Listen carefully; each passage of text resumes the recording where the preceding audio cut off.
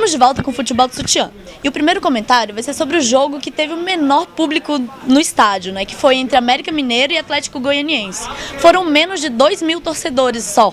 E o América Mineiro, que vem de 4 jogos sem vencer, e o Atlético Goianiense, que está completamente diferente, vem de 4 jogos de vitórias, né? 4 vitórias. Mas o jogo começou o primeiro tempo com pressão do América Mineiro, fez um gol no primeiro tempo e saiu vencendo. Mas lá, no segundo tempo, o Atlético Goianiense melhora muito, o América Mineiro tem muitas falhas na zaga e o Atlético Goianiense consegue virar. O nome do jogo foi o Juninho, que fez um gol, aproveitou todas as chances que ele tinha, chegando com muito perigo no ataque do América Mineiro. Final do jogo foi isso mesmo, Atlético Goianiense de virada 2, América Mineiro 1, continua na lanterna. E o outro jogo que não foi um clássico estadual foi Ceará e Bahia. O Ceará ganhou com placar elástico de 3-0, mas isso não significa que o Bahia tenha jogado pior. O Bahia dominou todas as tentativas, teve muito mais posse de bola. O Ceará, a única diferença que fez para o Ceará foi que ele foi muito mais objetivo. Todas as vezes que chegou no gol, ou praticamente todas as vezes que ele chegava ao gol, era com muita objetividade e com chances claras de gol. Foi assim que saíram 3 gols, e um deles foi do Edmilson, pentacampeão mundial de falta. Com o resultado, o Ceará está na 13ª colocação e o Bahia é o primeiro fora da zona de rebaixamento, na 16ª. E agora vamos para os clássicos, começando pelos paulistas. O Santos recebeu o São Paulo e empatou em 1-1. O São Paulo começou na frente com um belo gol de Lucas, com direito a drible da vaca e tudo. Já do lado santista, o time estava meio desorganizado no primeiro tempo e o Muricy Ramalho percebeu que o São Paulo estava meio desorganizado com um jogador a menos, colocou Allan Kardec no lugar de Pará. Com essa substituição, o Santos se movimentou mais na área do São Paulo e numa tabelinha, Ganso Allan Kardec, Ganso marcou um golaço de primeira no ângulo, sem chance para o Rogério Ceni. E o empate foi ruim para os dois times. O São Paulo perdeu a chance de alcançar a liderança e continua em terceiro lugar. Já o Santos está ainda na parte de baixo da tabela, na 14ª posição. Já no outro clássico paulista, o Palmeiras recebeu o Corinthians imprudente e manteve o tabu de 7 jogos sem perder para o Corinthians no Prudentão. O Corinthians começou na frente com o gol do Sheik, mas permitiu a virada do Palmeiras. Com o gol de Luan e do estreante Fernandão, um belo gol por sinal, o Palmeiras venceu e não permitiu que o Corinthians despontasse na liderança. E o Felipão, com uma estratégia muito boa, colocou o Palmeiras em campo não com o uniforme oficial, o verde, e sim com o branco. E um calor que estava em Presidente Prudente, o Corinthians, como visitante, foi obrigado a usar a camiseta preta. Dessa forma, sofreu muito mais com o calor e no final do segundo tempo apresentou um cansaço considerável.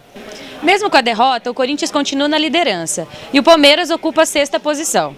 E no clássico mais antigo do Campeonato Brasileiro, entre Botafogo e Fluminense, deu Botafogo. Botafogo está numa crescente, está ali quase no G4. Mas o jogo no primeiro tempo não teve grandes emoções, foi truncado e terminou 0-0. Agora, no segundo tempo, o Fluminense melhorou, o jogo ficou mais aberto, o Botafogo estava jogando melhor, o Fluminense conseguiu igualar. E aí foi muitas finalizações, foi correria, contra-ataque e em apenas 1 minuto aconteceram 2 gols da partida. Primeiro com o Fred, o Fluminense começou ganhando e depois o Elkson, que jogou demais, aliás, ele vem jogando muito bem no campeonato, empatou a partida. Depois, em um outro contra-ataque com apenas 3 toques na bola, o goleiro tocou só mais um toque e depois foi outro gol do Lucas. O Louco Abreu tocou na bola, depois o goleiro tocou para o Lucas e finalizou ali 2-1, a vitória de virada em cima do Fluminense. E com essa vitória o Botafogo está em 5º lugar e o Fluminense está em 11º.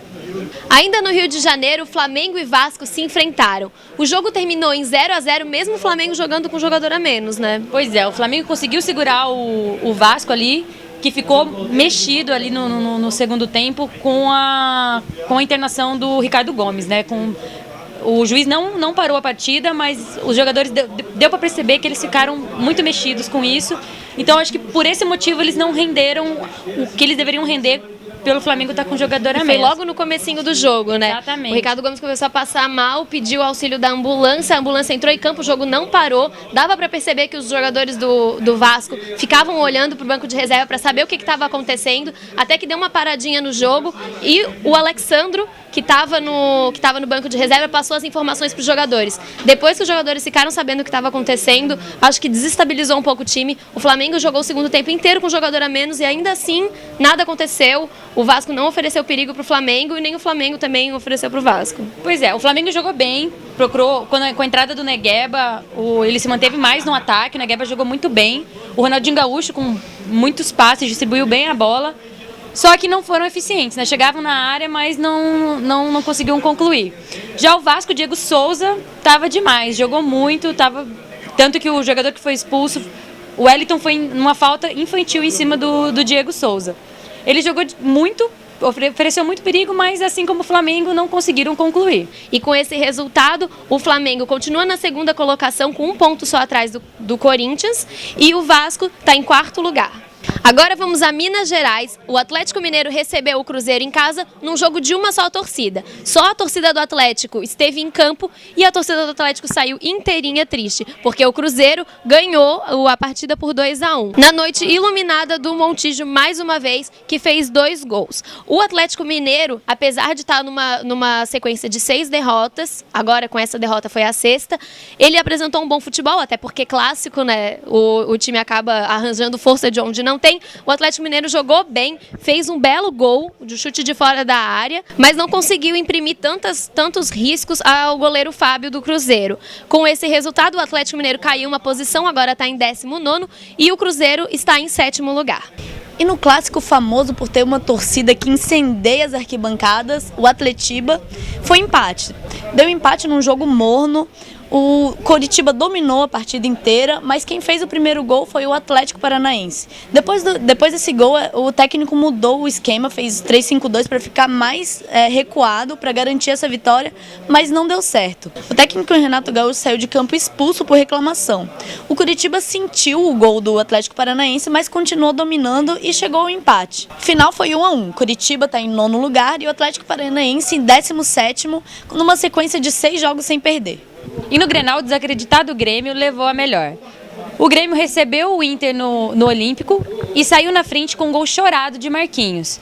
Ali na área, uma bicudinha e a bola entrou rasteira no cantinho do gol. O zagueiro Índio, que sempre aparece, que tem uma presença importante nos clássicos, marcou seu tradicional gol de cabeça para empatar a partida. E no segundo tempo, o árbitro não deu 2 pênaltis. E o Índio foi do céu ao inferno. Marcou o gol no primeiro tempo e no segundo tempo fez pênalti em Escudeiro. Douglas cobrou e colocou o Grêmio na frente. E o Grenal foi assim, 2-1 pro Grêmio. Mesmo com a vitória, o Grêmio continua na parte de baixo da tabela na 15ª posição. E o Inter ocupa a 8ª posição. E a gente vai ficando por aqui. Esperamos que vocês tenham gostado do nosso programa especial de clássicos. Até a próxima semana. Até!